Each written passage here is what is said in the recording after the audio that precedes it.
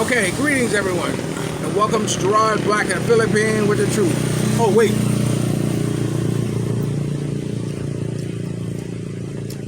I have to make it official. There you go. Welcome to Gerard, Black and the Philippines with the truth. You know, you're being treated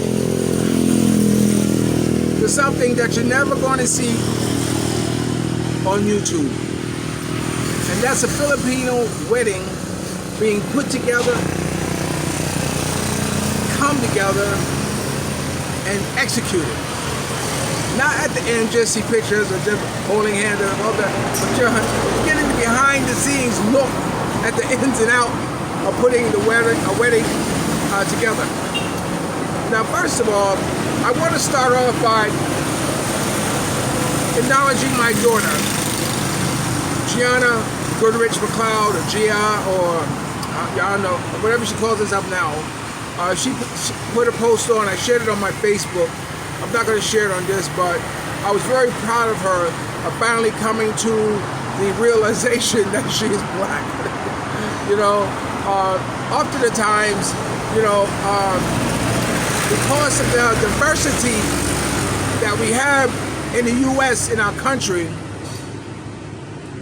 and not fully being a people of culture, a lot of our identities are lost or get absorbed in other cultures. So I was very proud of her. I remember when she was a little girl, you know, I asked her, I said, what color are you? And because this was the time I thought she needed to have that race talk. And she said to me, I'm half white, half black. And I literally threw my hands up and said, okay, I'll leave it at that. The world will tell you who you are. And that's where I left it. But I made sure she got to know her black roots in the East Coast, my side of the family. But anyway, I'm not going to go into a whole lot of it. I was very proud of the posting that she did, you know, identifying who she is or accepting who she is. It doesn't matter of what stage in life or how old you are in life. You're never too old and it's never too late to accepting who you are. Yeah, I remember in her video she says, sometimes I wish that, you know, that I wasn't black. And I ended it by saying, little girl, to show you that you are my daughter, sometimes I wish I wasn't black. Okay, so anyway, so if you saw the last posting, I talked about incidental learning. You know, what happened was that yesterday, you know, when I got home, Mia wasn't there. She had gone to a teacher's meeting at school.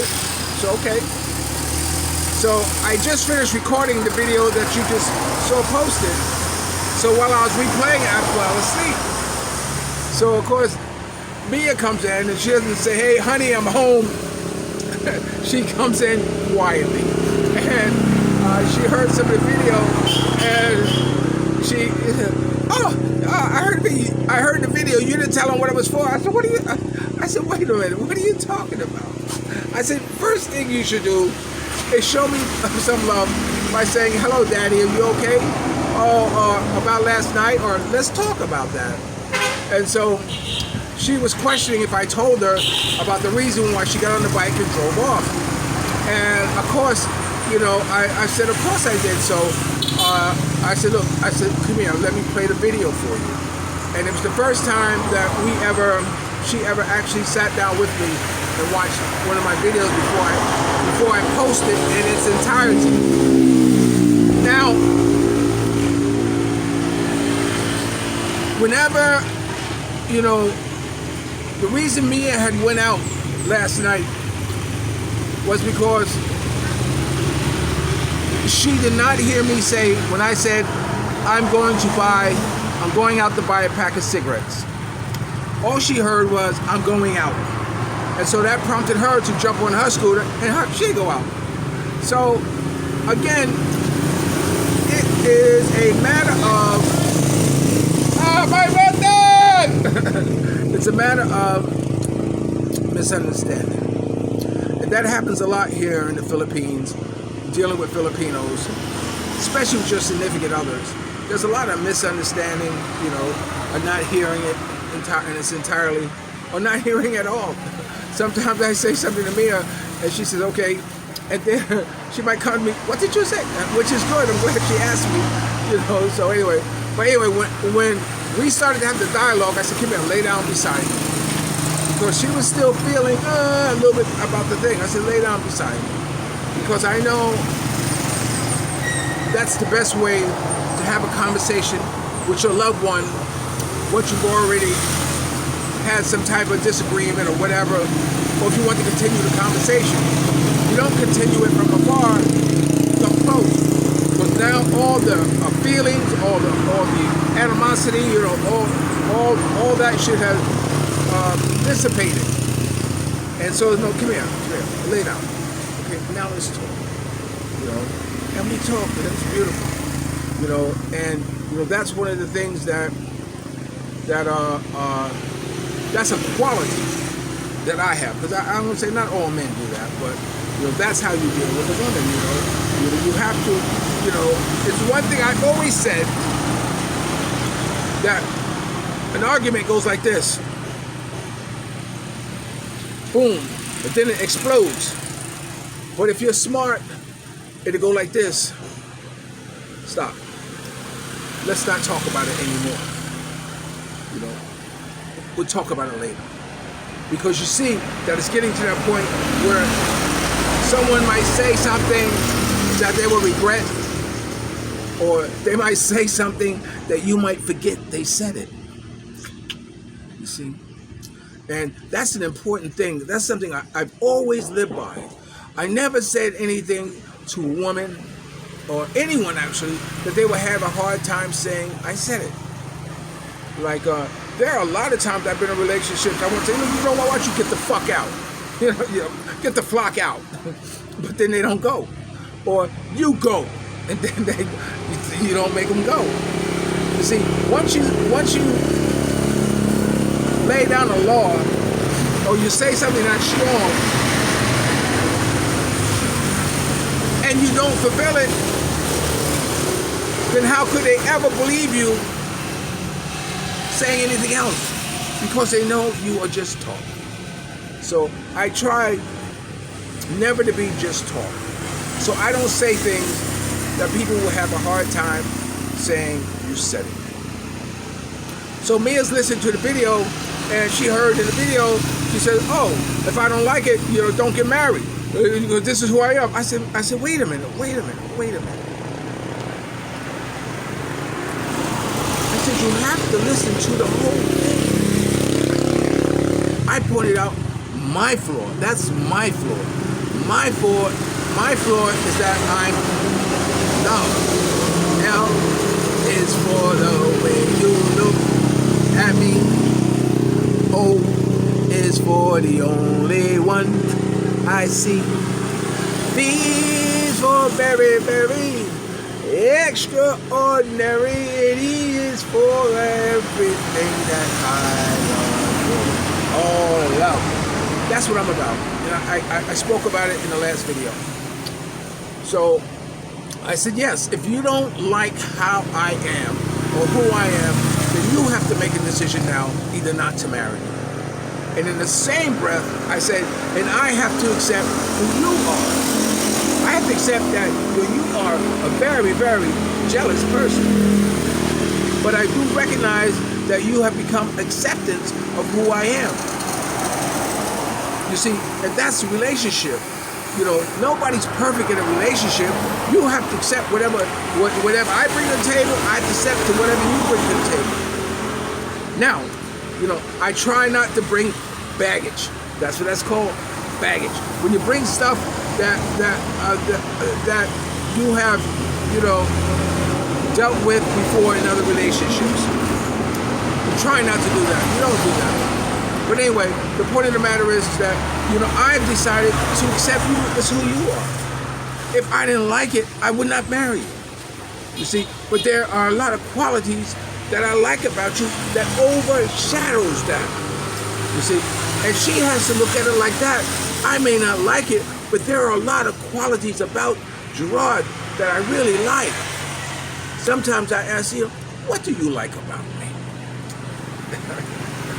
ask those of you who got Filipino girls, ask her, what does she like about you? Ask her, why does she love you? Because, it's funny, because they don't look at the good things, the good qualities about you. Not all of them. I'm not painting a wide brush over everybody, but sometimes it's just human nature. Human nature, it's just easier to look at your faults than to look at your finer points. So anyway, I asked her, and like this, and you see, I know what it is I love about Mia. I love about Mia.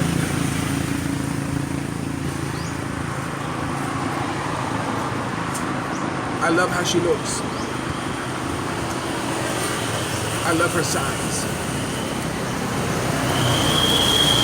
I love how she fits.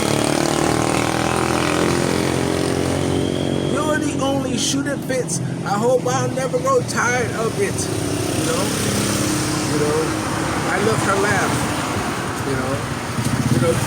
I love about her that she does everything. She has no problem getting her hands dirty. She has no problem fixing shit. She has no problem by just sitting back, relaxing, and cruising. I love that about her. And I love how she is with the children. I love she has 2 boys. I love that.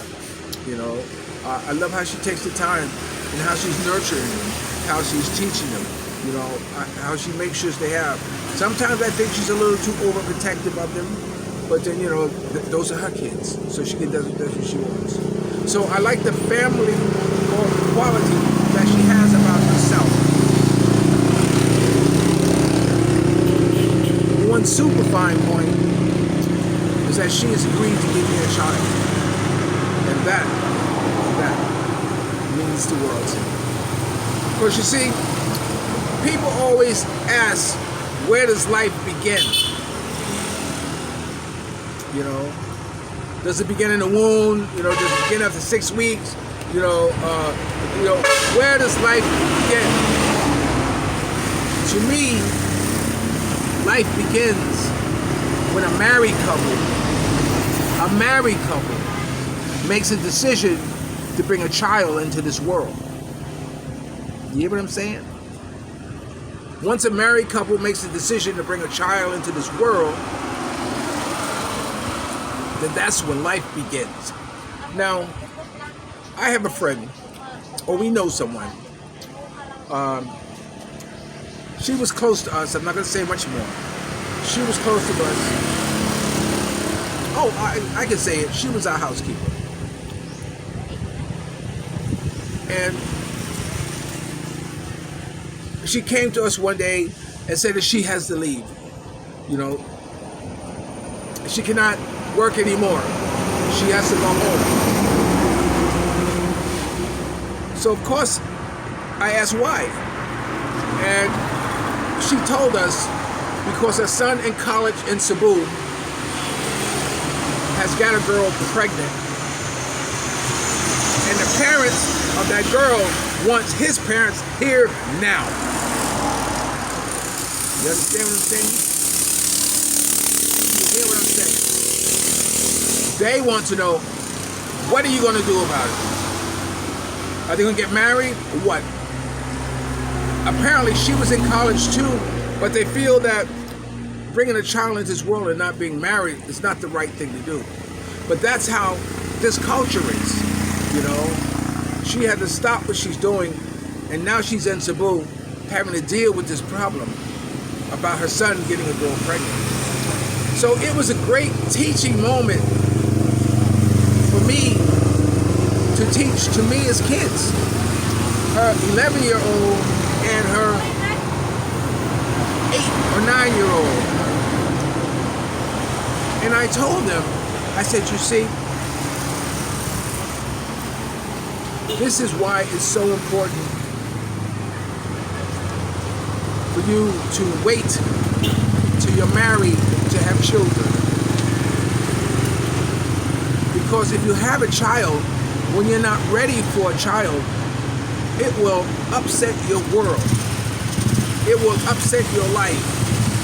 It will change your life dramatically. Here are two young people going to school and going to have a baby, and look what's happening. Look at all the people that are being affected because this young couple do not think about the consequences or take precaution of having sex.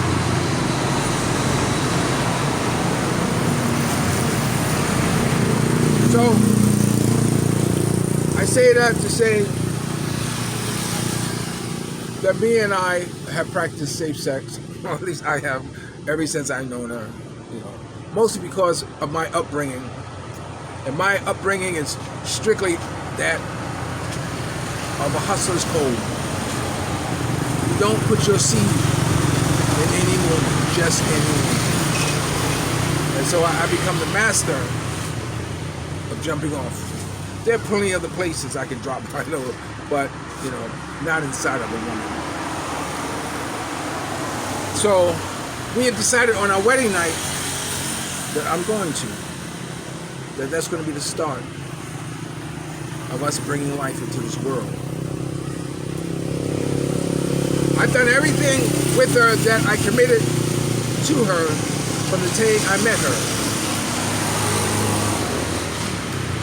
When we were dating or whatever, I said, look, okay, a year or so ago, I said, almost 2 years ago, I said, okay, if we are together in October, after I'd gone through what I had to go through, that means shaking off a lot of bullshit, that you can move in with me. And it happened. And then I told her, if we are together at a certain amount of time, we will get married.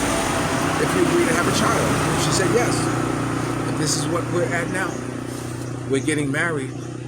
And my next phase in my life, after this wedding, is to have a child. I want a prince. I got 2 girls. I want to bring a boy into this world. I want a little man. Okay. Well, we're in right here. This is Gerard, Black in the Philippines. Don't forget to subscribe, ring the bell, share, and like.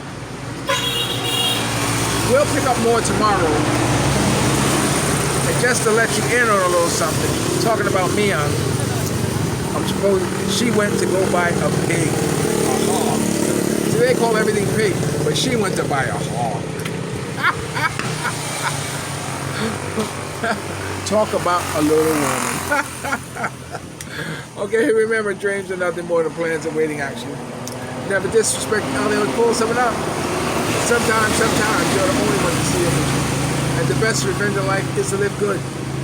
I'm living good today. I hope you are too. And if you're lucky enough to have a woman like Holly Woodson, former lead singer of the Temptation oneself, treat her like a lady. And ladies, if you're lucky enough to have a good man like me, make me feel like a kid. And remember, I'll always love you more. I'll chat with you tomorrow as we get closer and closer to the wedding. Okay? I'll talk to you. Love you like a love song.